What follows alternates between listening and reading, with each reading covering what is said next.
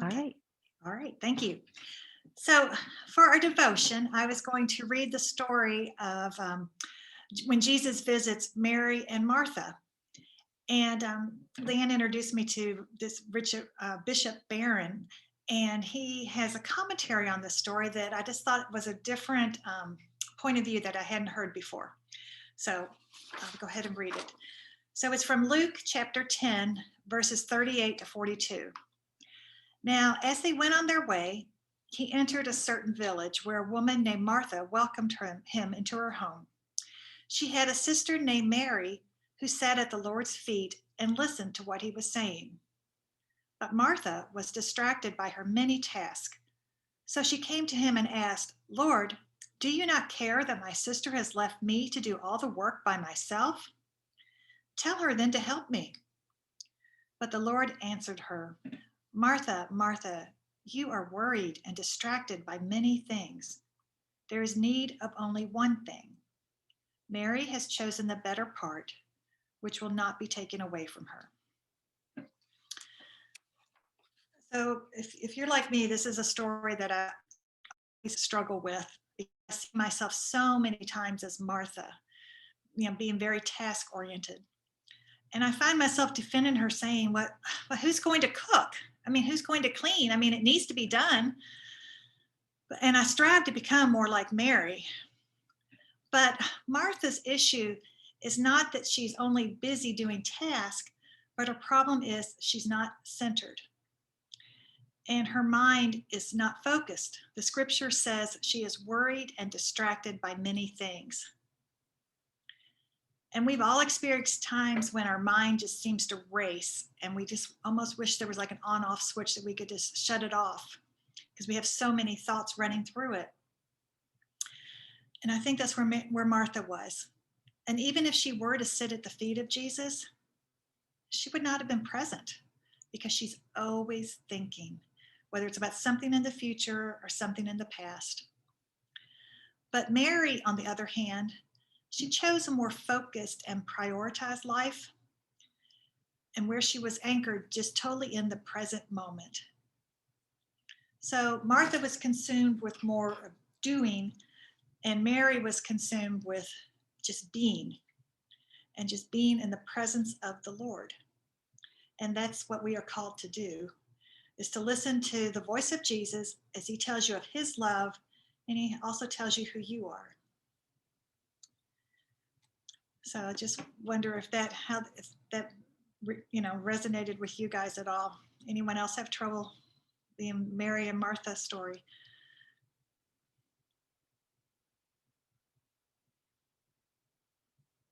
I see a lot of heads shaking. Yes.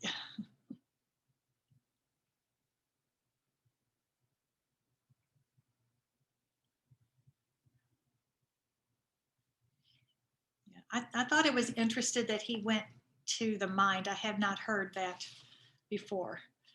And I just thought that was it just to me, it just seems so relevant to what we were doing today about being mindfulness and being present in the moment.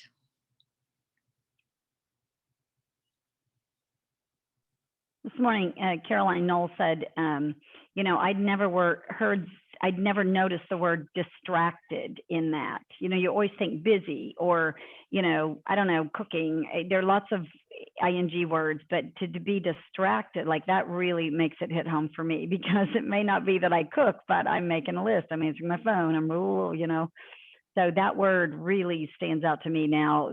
This time when I heard it again, it was like, whoa, she's distracted. And that's where the devil lives, right there in distraction. Like, come here, over here, over here. It's creepy.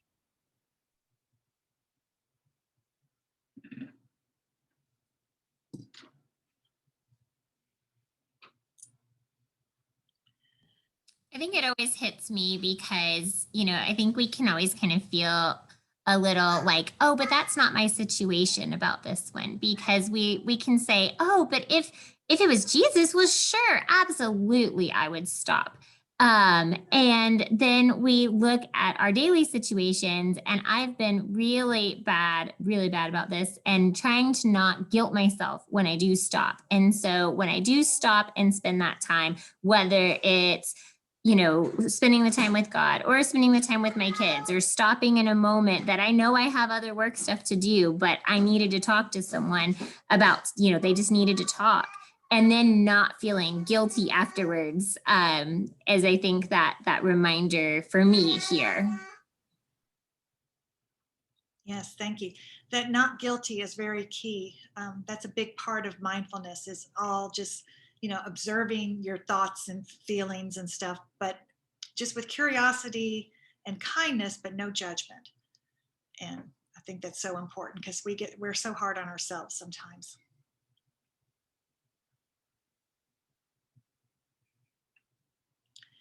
So we're all familiar with the scripture, be still and know that I am God. And being still just opens our hearts to God's presence. And Jesus, in his humanness, he recognized the need to spend time with his heavenly Father. And there's just tremendous power in stillness. We need that to just kind of recharge, and it just helps us weather all the storms of life. But it's like, how do we do it? Mindfulness is a tool that can help. And especially considering this past year, I think it's of vital importance to give people tools to help them deal with all the stress and the emotions. It's been like a roller coaster of emotions that everyone has experienced. So, like I said, mindfulness can help us achieve the stillness. And one way to do this is that we focus on the breath. And I'd like you to think of the breath as a tool that you can use anytime and anywhere, because it's something that we all have, and plus it's something that we can physically feel in our bodies. So our breath is like anchor that kind of brings us back to the present moment whenever our mind has wandered. And that's because you're focused on the breath and not in the past or the future, excuse me. So throughout the Bible, there are so many scriptures that stress the importance and the power of the breath from God. In 2:7, God to the nostrils of man when he first made him, giving him life. And in Job 33:4, the very breath of God is in you. John 20:22, Jesus breathed on them and said, receive the Holy Spirit. And 2 Timothy 3:16, all scripture is God breathed. And these are just a few of the scriptures that you see about breath. But because we see in the Bible the importance that God has placed on the breath, we've instilled breathing into just so many of our activities, just as a way of pausing and helping prepare ourselves to focus, before we become centered, before we're talking to God. And it's creating that space between a thought or feeling and then responding.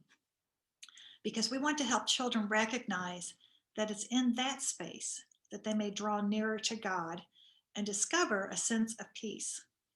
And pausing before responding, that gives God's Spirit the space to act through you. So we do come to mindfulness. And I think this is a good little picture of what it means to when your mind is full or if you're being mindful. So this girl's just walking outside, just totally enjoying her environment, whereas this one is everywhere but where she's at. So we want to get to be more like the one who's just enjoying where you're at. And when you're walking, you're very aware of your walking. When you're eating, you're aware of your eating. So we have some mindful practices that we have done with the children that I'd like to share with you. And I will have copies of these that Leanne will email to you all if you'd like. So you can just kind of sit back and enjoy it. So we're going to have a breathing game. So did you know that there is science that actually proves how conscious and slow, deep breathing can be calming? Because our breath is connected to our parasympathetic system. And when you're breathing really slowly and deeply, it slows down the heart. And it sends a message to the brain that says, you know what, you're okay. You can be calm and you are safe. So sometimes life happens and we get a little bent out of shape, or we feel like we're stretched too thin. There's so many tasks. And says, what is something we can do? Well, when we feel this way, it's a good time to connect with the breath, because it will bring you back to the present moment, just like we notice our breathing ball goes back to its original shape. So we're going to practice breathing using our breathing ball. So I'm going to inhale, and as I inhale, I'm going to expand the ball, and as I exhale, I will close it. And I'd like you to follow along, and you just use your hands and arms. Okay? So we're gonna inhale and exhale.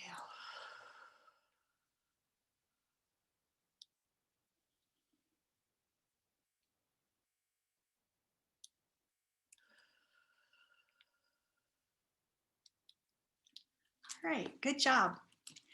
So what I'd like to do, I'm going to pass this ball to one of my friends, and she's going to breathe also, and we're all going to follow along. So Leanne, are you ready? All right, let's catch the ball. Okay. And let's breathe with Leanne 2 times, and then she'll choose a friend.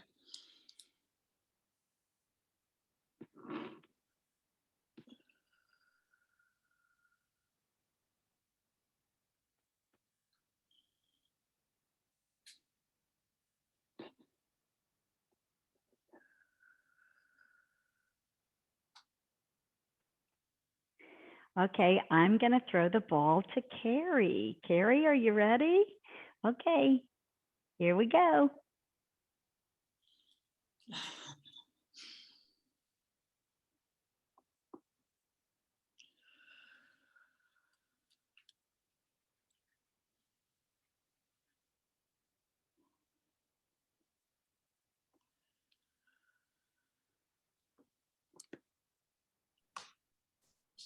Do I toss it?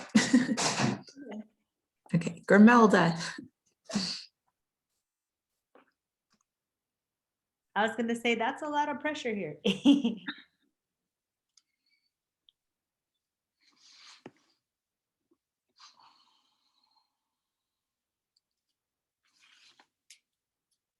Ready?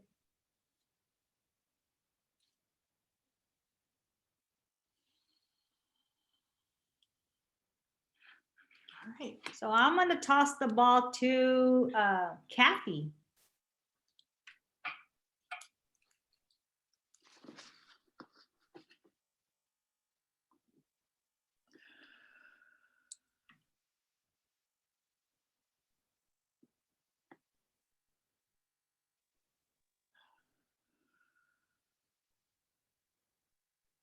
You're muted, Kathy. I'm tossing it to Laura.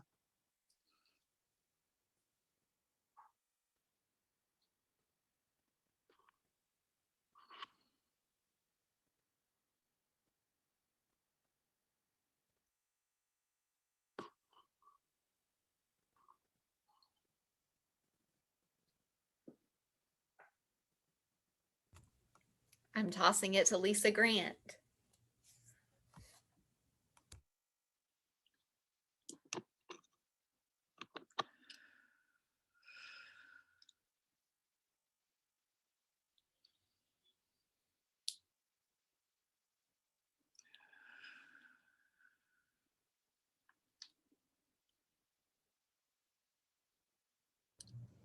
Is Hadley still on? Yep, passing it to Hadley.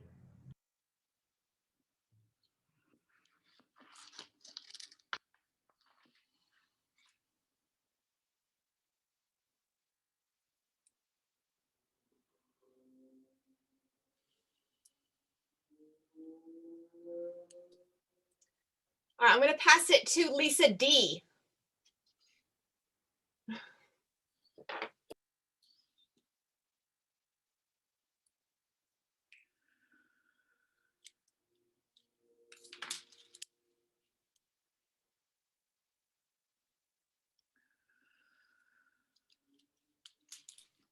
Who still needs it? Did we get everybody? I think we have everyone. Okay, I'll pass it back to you, Janet.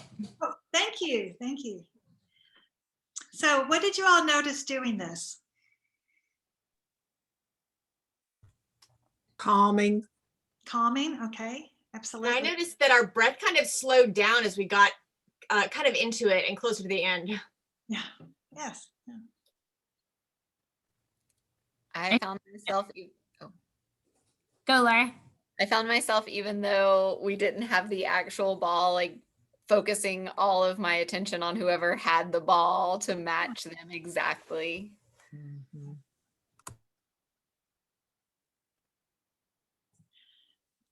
It is nice because I used to do this exercise with kids in person. And then once we moved to Zoom, I was like, I wonder if we can do this, but it works, you know. But I would say these are fun to invest in because you can do other activities with them. One of them is the kid has to put you put this on your head and you've got to walk across the room. It's really fun because you have to stay really focused and very still. So, I mean, there's other things you can do with them.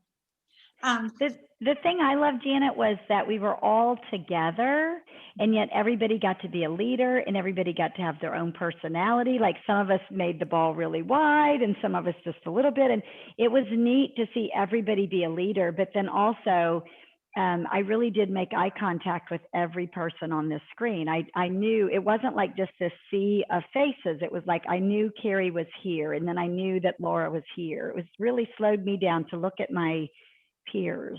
And I think that's especially on Zoom, but even in person, you know, you've got the kids that you never look at, like the ones that always get picked on or whatever. For that child to be a leader and be followed is like really, I love this activity a lot. It was really touching to me. And it's also interesting how everyone's breath is a little different. You know, we're all uniquely and wonderfully made, you know, just like our fingerprints are different. And especially like if you do it in person, some are louder, softer, definitely longer or shorter, you know, faster, well, that's the same, deeper or more shallow. So it's just kind of interesting, you know, observation to see. And when we're focused on our breath, remember that's when we're in the present moment. But breathing mindfully is a practice. And it's important to practice it like in a calm situation so that when you do get into a stressful situation, you know how to respond. And it's kind of like that muscle memory, your body will know what to do. It just kicks in.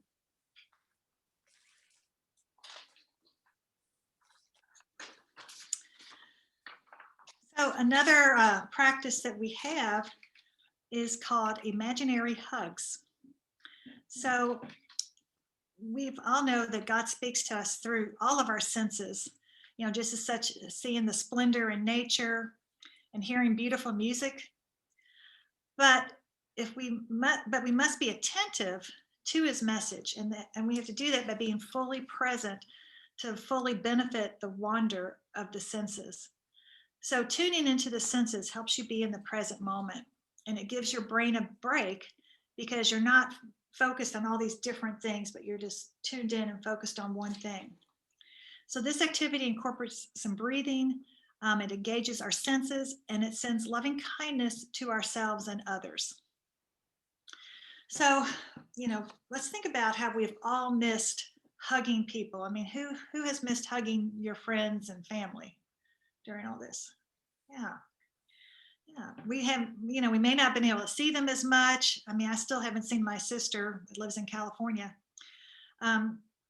You know, you just miss that. You miss that contact with people. So if you are comfortable, we're going to send some imaginary hugs out.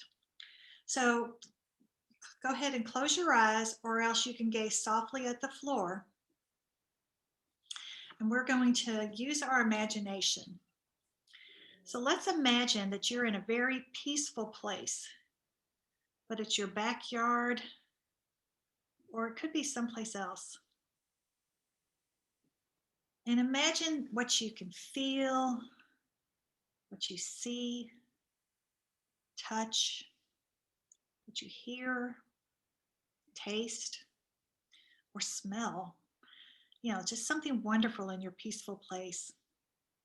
Perhaps it's delicious chocolate chip cookies, or maybe the sound of water splashing against rocks in a waterfall. Remember, by focusing on our senses, it brings us into the present moment.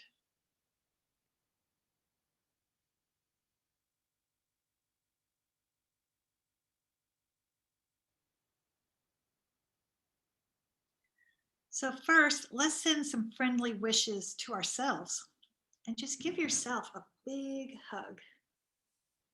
And just take a few breaths while you're hugging yourself.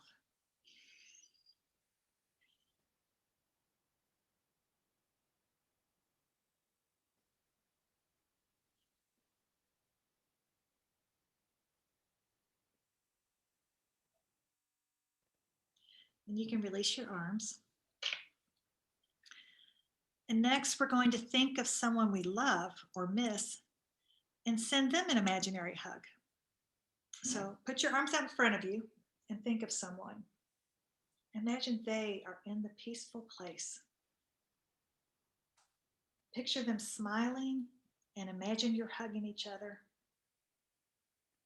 And then silently say something like, I miss and love you, or I hope you're happy, or whatever message you want to say to them.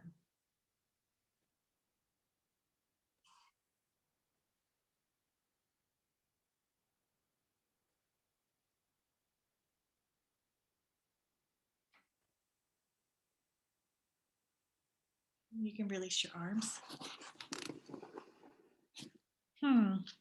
Are there more people you'd like to hug and invite to your peaceful place? Let's open our arms out really wide so that everyone can fit in. Picture everyone smiling and laughing as we do a group hug. Now silently send them good wishes, such I hope everyone is healthy, safe, and at peace.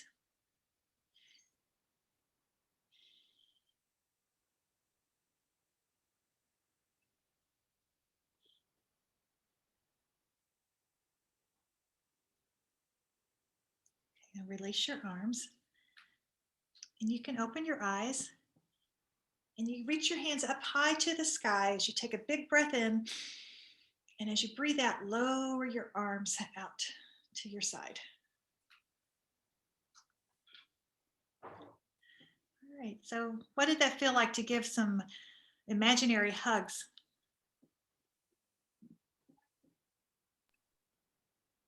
I'll start first.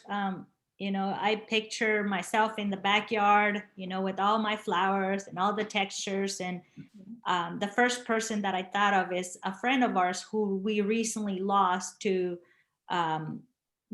just, I would say, unexpectedly, but it just felt so good to express myself to her and how much I missed her. So I almost made me teary eyes, but it was me being attentive, being, focused on what I was doing. So that was really nice for me. Oh, well, thank you for sharing. That sounds like that could almost be healing. That's beautiful. Mm-hmm. Yeah.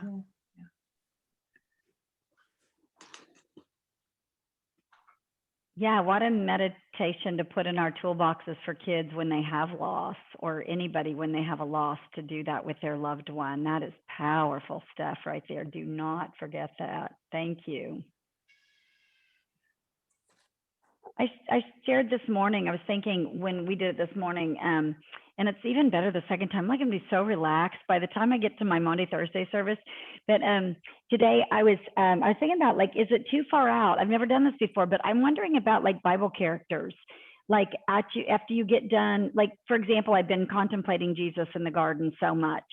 in like, would this be a thing where you could go to the garden and you could bring comfort to Jesus, or Jesus on the cross? You know, the cross is such a hard image for children and it's so helpless. You know, could you embrace him? Or at the end of a Bible story, it'd be neat to like hear the story of Moses or hear the story of whatever, and then thank that character for their story, for being part of your story. Could be like a really cool, I've never done it. It might be too frou-frou, but I kind of think it would be really powerful. And especially that Grimelda's like doing travel into heaven and everything else. I'm like, yeah, it just shows you that timelessness, like everything collapses into the now, really. It's beautiful. So I don't know, I'm going to play with that. I think it might be a fun way to end Bible stories. Thank Moses for his story. Thank Joshua for his story. And it's nice because it's something that, you know, you can tell the child, you can do this on your own. You know, if you're at home and if you're really missing someone, you know, you can do that. Send them an imaginary hug. So I like that. All right, another prayer practice that we have used, it's called finger prayer breaths. And that's a good way, again, to help switch off our stress response, because it just kind of brings the body back into balance, slowing and deepening the breath and just slowing down the heart rate. So what you do, you stretch your hand out like a star, and you use your pointer finger of your other hand, and you trace the outside of it, just going up and down each finger, very slowly and deliberately. And then you add your breath. You may breathe in through the nose as you go up one side and breathe out through your mouth as you go down the other. And just kind of breathe with it. And there's several ways you can use this. You know, I use it as a time to talk to God. And I think, you know, as you get to this side, you just start over. As I breathe in, I imagine him breathing his goodness into me. And when I breathe out anything that makes me sad or uncomfortable. Or I breathe in, imagine being filled with God's light. And as I exhale, I just let God's light shine through me to others. Or you can add it with scriptures. Like, when I am afraid, I will trust in you.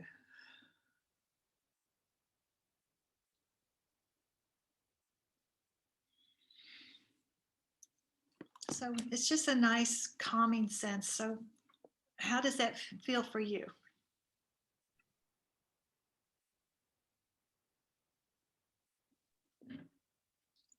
I even think the sense of touch is helpful too in calming.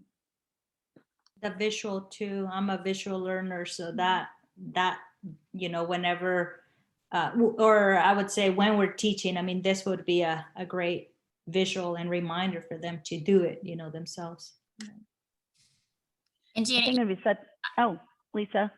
yeah, Janet, you talked about research earlier. Well, there's actually, when I was a teacher, we looked at research about whenever you're doing crossing the line of symmetry across your body, that it connects and it just helps your brain make connections. So you're doing that too. Oh, yes, thank you. Yeah, we're going to close our session what we call a butterfly hug. And you actually tap each side, and that's same principle based. Yeah. But thank you. I was thinking too, I'd love to see this. I would love to play with this with a child. Like, I would love, somebody said, like, put your hands together and then one of you trace and the other one trace. I think it would be so calming, you know, for a child that's upset, who's trying to tell you something, just to do that when we can touch again and not have to wear rubber gloves, where we can just do that. I just think that would be really powerful to do together. There's something about touching hands. I wonder if you could do that with two people. I think it'd be really intimate. And didn't one of the people say something about even like at bedtime you could use this with your child? If you all have young children, I'd love to hear how it goes, or grandkids, and just see, you know, and you can do it as a ritual for saying their prayers too. Yeah, just a calming thing at the end of it. Oh, here's a baby. Oh. And there again, this is something the child can do, like, you know, if they're having a meltdown at school or before they take a test, you know, they can even just put their hand under the desk or something and just to themselves, do this breathing and going up and down their fingers, and it just can help them calm down and get focused. Okay, so we've been sitting for a while, so now we are going to stand up and we're going to do some yoga. So when our body is calm, then our mind gets calm. So we're going to move with our breath, as this helps harmonize our nervous system. And when we do this, we're able to think a little clearer and can actually feel more energized, and our minds get a little quieter. And don't worry about doing this perfect by any means. This is your practice. It's all about being aware of the body and the mind. So our first pose we have is a grateful giraffe. They're grateful because they return to the wild. So you stand tall, and on an inhale, stretch your arms up overhead and join hands. And as you exhale, just bend slightly over, sway from side to side. You pretend the arms are the long neck of the giraffe, and slowly stretch and bend to eat the leaves that are high up in the tree. And then come back to the center and exhale as you reach your arms to your side. Right. I love how our little baby is doing this too. So cute. All right. The next one is our friendly flamingo, which is kind of like a tree pose because it's hard to see with my whole body here. But you stand on one leg and bend the knee of the leg you're not standing on, and place your foot on the thigh or calf and balance. This one's a little tricky. So you inhale and slowly raise the arms overhead. And as you exhale, you're spreading your wings by moving your arms here. And for a little extra challenge, you can kind of twist from side to side. Takes a lot of focus on this one. And then bring your leg down. And we have two legs, so we got to do the other side. Get ready, put your leg up. Inhale. And exhale, spread our wings. And then slowly, with a lot of focus,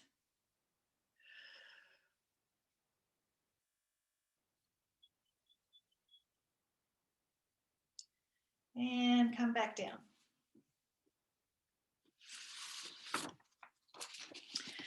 Our next pose is our Grouchy Gorilla. So we begin by standing up straight. We're going to take a deep breath and inhale, and then as we exhale, we're going to bend over, fold over right forward, touching the ground. Ready? And bend down. And just hang loosely, shaking your arms gently. Bend your knees if you need.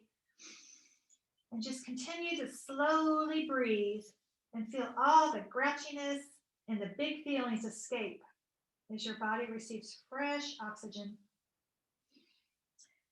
You can also grab your elbows and sway from side to side. You now slowly roll up.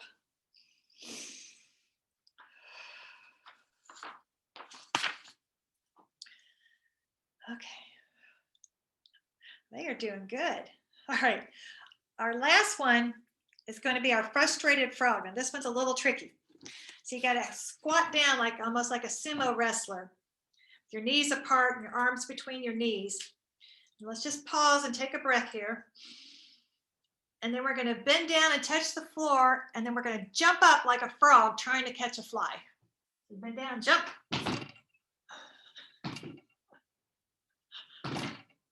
All right. And then we get back, take a breath, and come up.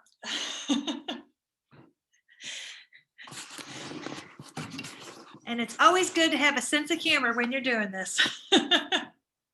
I am so in love with these children doing this. Would you ever think of doing mindfulness with little ones that little. This is blowing my mind. Janet, we got to do this in the nursery.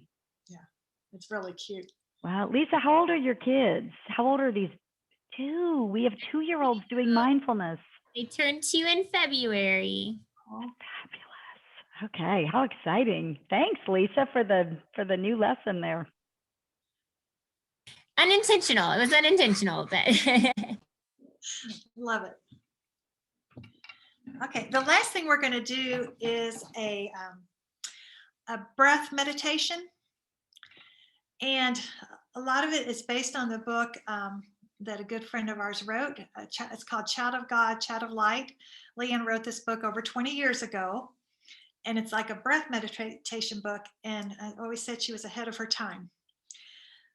So before I introduce it, we just talk about a lot about feelings first, So raise your hand if you've ever felt mad or frustrated or scared, and then you had a hard time calming yourself down. Yeah, we all have. So did you know that scientists have proven that if you take long and slow, deep breaths, you send a message to your brain that you want to calm your body down. It's really hard to do this when you're mad, unless you practice when you're calm. So did you know that when we are still, we are able to experience God's love for us? And He helps us when we're going through the tough times. So focusing on the breath helps us calm down so that we can do this. So let's practice together right now. So you want to sit up straight in your chair, sit up tall like a king or a queen would sit. And I invite you to either close your eyes or you can gaze softly at the floor, whatever you're comfortable with. And I will sound a chime to bring us in and out.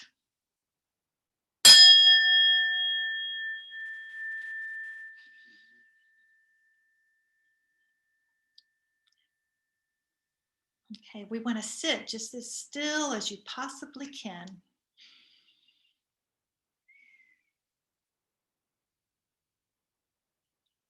But notice what keeps moving in your body. It's your breath. Your breath is always there for you. So today we're going to practice something called belly breathing. So place your hands on the belly. And when you breathe in, it should fill up as you bring up air into your body.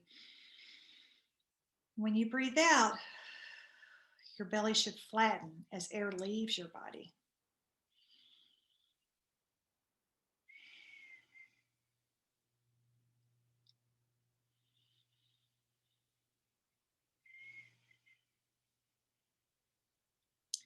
So this time, as you take a deep breath in, imagine a bright light.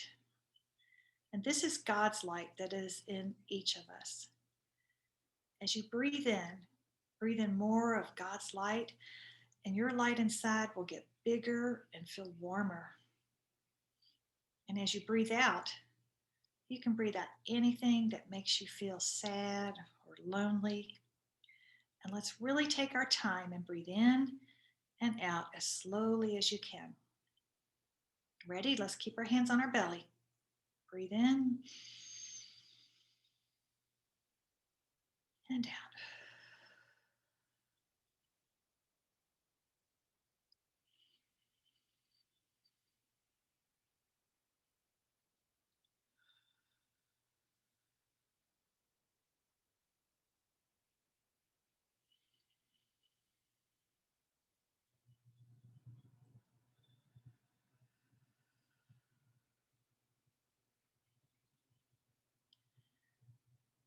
All right, great job. Did you imagine the light getting bigger and brighter and warmer? Could you feel God's light of love getting closer and closer? All right, so now we are going to count as we breathe. We're going to breathe in for 3 seconds and breathe out for 5 seconds.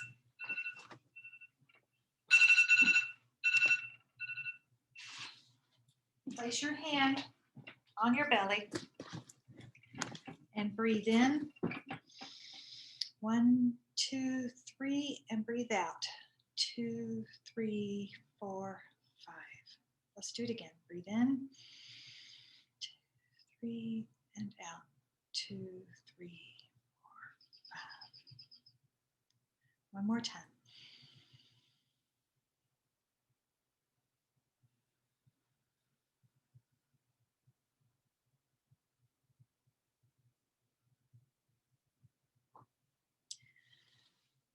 Okay, let's try one more breathing exercise. This time I want you to breathe in a long and deep, light-filled breath. And breathe out all those feelings we don't want inside. And just feel the body relax, knowing that God's light of love is always with you. Okay, let's breathe in and breathe out.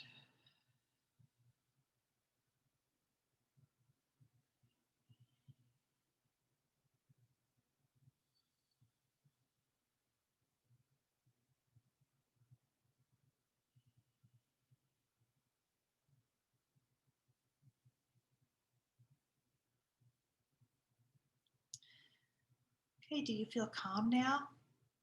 If not, it's okay. Because sometimes it's hard to calm our bodies down. But remember, our God-given breath is always there.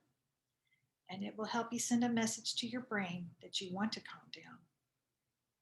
So later, if you start to feel mad or scared, try one of these breathing exercises again. All right, when you hear the sound of the bell, you can open your eyes.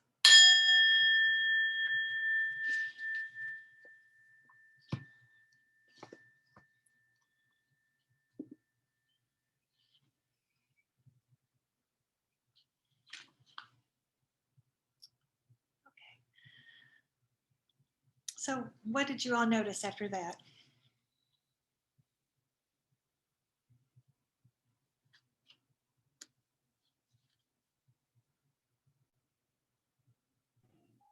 I'm more aware of my breathing now after doing that.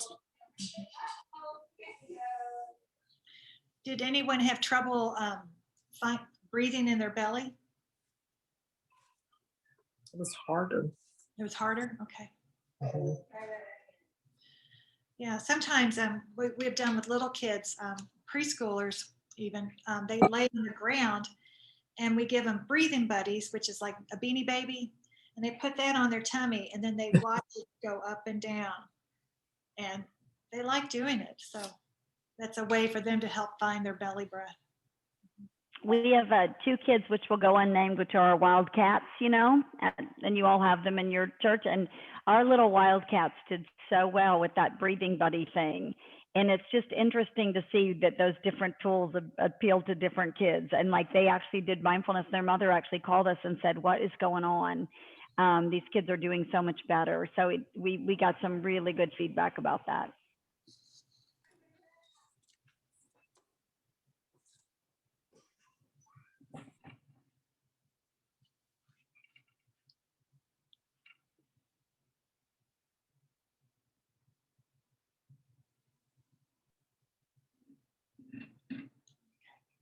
Well, I hope if anything, I hope you all felt more relaxed and everything, just got a little break. There's one other activity that, or sorry, practice that we have done on the Zoom screen, and I really like this. And if you continue with Zoom, it's a kind of a nice way to connect. So what we do, we encourage everyone to put their screen in the gallery mode. And let's just take this time to look at each little square and look that person in the eye. And just look at each person.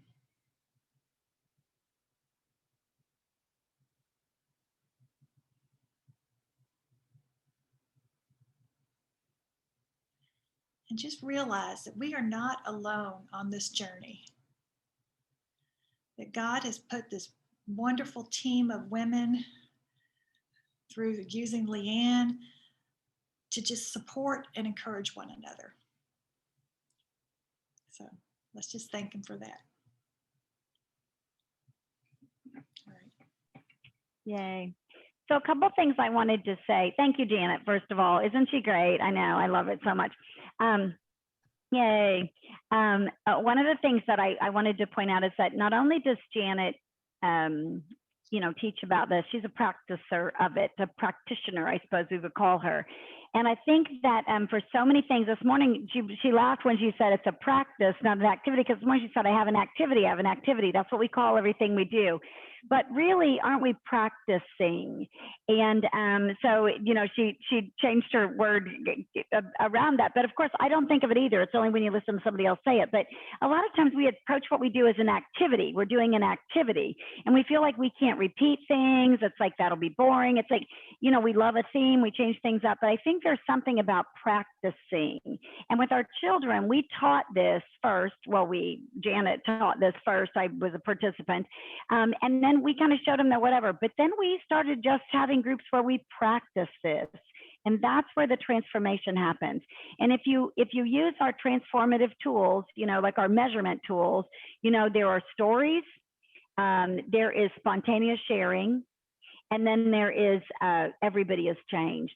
And so the beautiful thing about practicing mindfulness with children is that you will also get the opportunity to practice mindfulness.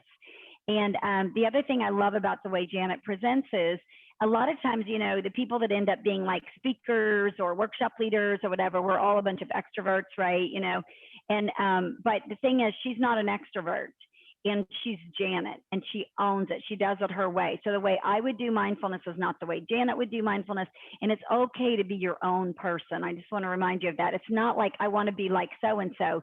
You need to be grounded. So Janet finds her center. She teaches from her center, and that makes all the difference in the world.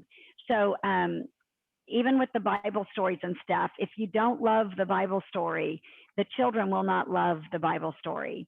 If you don't love children, children will not flow with you. There is a lot of unspoken skills or unspoken spirit vibe, I don't even know what word to use, that you don't see. So I think Janet not only taught us today about mindfulness, but she modeled how to teach from that really centered, unrushed space. And I don't know about you, but I'm always fighting the clock. I'm a little Martha. I'm always fighting the clock. I think, well, how long can I hold the silence? I really like when she would get feedback. I'm an extrovert. Like, you only get 2 seconds to respond or I'm moving on. And she just let us have that space to think whether we shared or not. So I just think it's a beautiful, I just love your vibe, Janet. I love how you lead. It really touches me. And I know it did everybody. So yay. Okay, so we're almost out of time. Gee, mini cricket, our time went fast. Did anybody do anything for Easter that you have to share with this group, or you're just gonna pop and just never be able to live with yourself because you didn't share it? Anybody doing anything really exciting that you just need to share with the group? If not, we'll talk about it next month too. We'll review our Easter bit. We did our prayer path. I am more and more convinced that we need to get outside of our churches. I'll tell you, I'm hearing a few already stories from groups, and this is what I've learned. When we go back after COVID, we can go back in churches. It's certainly easier to just put them in the rooms, little holding cells, whatever we want to call our classrooms. But I will tell you, what we're finding is going outside is attractional. Without being attractional, people are stopping by. So we've had 2 churches start worship services on Sunday mornings outside, probably more. I don't know if any of you all have. And we're having people just stop by. They're growing. That's where the growth is. People do not want to walk inside a building, but they're doing worship. They're not having a hot dog thing and acting like they don't worship. They're doing worship, or they're doing these events. The second thing that we've noticed is that we set up our prayer path, and several churches have set up their prayer paths, and the church members are using it, maybe not to the degree that we want, but also the neighbors are starting to come. Like, our neighbors walk our prayer path more than our church members walk our prayer path. And I just want to remind us of the power of putting spiritual tools outside your building. We all stole Laura's idea of the stories outside. Like, I still want to do a storybook outside. I just think, remember that when we go back inside, that it takes a lot of nerve to walk up to a door and open it and then shut the door behind you and be like, I don't know what I'm doing. takes much less nerve to just come to something and be able to scooch out on the edges as much as you want. So I think if we learn nothing else from COVID, it is that. Plus, our children need outdoors. Our children have had so much fresh air, and I cannot wait to look back at COVID, and they're going to be, all we heard is, oh, all this damage that's going to be happening to children. But one thing that we've remembered is that children are connected to this earth, and children are connected to nature, and we have got to help them do that. And the last thing I've learned already is the power of online. If we think that we cannot do spiritual work online, we are kidding ourselves. It may not be our preference, but we are going to miss a lot of people if we don't embrace the online thing. So that's just my learning so far. So we're out of time. It is Holy Week. I do not want to keep you long. I hope this was meaningful for you, and I do hope that you got to relax a little bit before the rest of your week and before your Easter. And before we leave, as our closing, I just would invite Janet to do a little butterfly meditation with us. So this will be our benediction. Are you ready, Janet? I am. It's my favorite. Okay. So you want to lay your hands on your chest and then slowly move your hands together so your thumbs interlock. We're just like a little butterfly laying right there on your chest. And it begins to start fluttering its wings one at another. And as we do that, we just take a breath. And let's thank God this Holy Week for sending his son, Jesus.